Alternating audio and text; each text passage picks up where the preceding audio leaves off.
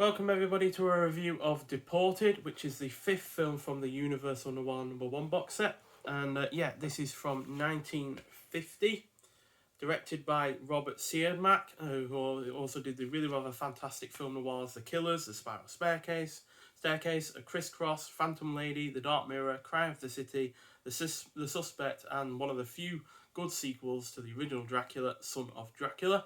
And this was the last film noir Robert Siodmak actually did.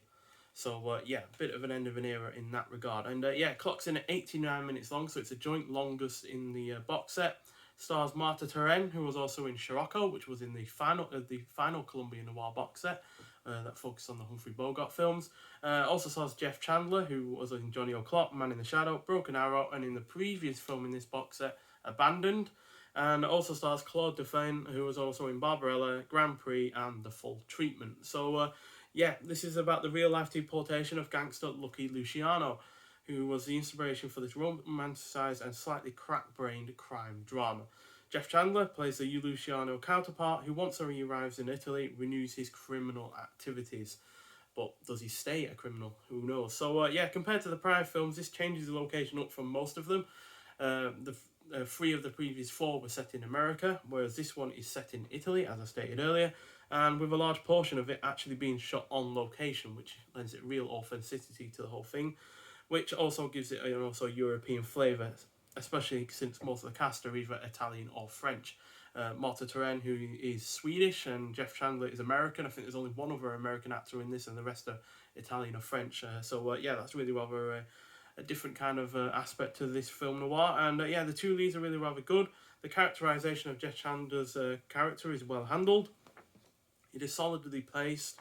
The plot is predominantly engrossing, and even though it isn't by any means the finest effort from director Robert Siodmak, he does at least make the most of what he had to work with, since the script, despite being pretty serviceable, it's not got any glaring issues with it or anything like that. Definitely lacks a bit of an edge to it. There are certainly more violent or more compelling film noirs out there than this, but still it is overall an engrossing watch. And it's just a shame that Robert Siodmak ended up not doing any more of these kind of films, because he certainly was on a run of them. I've not seen any from him that I've disliked, and the likes of The Killers and Crisscross, Phantom Lady, and Cry of the City were all extremely solid, certainly some of the best in the genre. So it is a shame that he bowed out from the genre, but at the end of the day, he'd been doing it for more than a decade and got quite frankly sick of doing them. So you can't really blame him on that front. So but this is still a really, really good effort.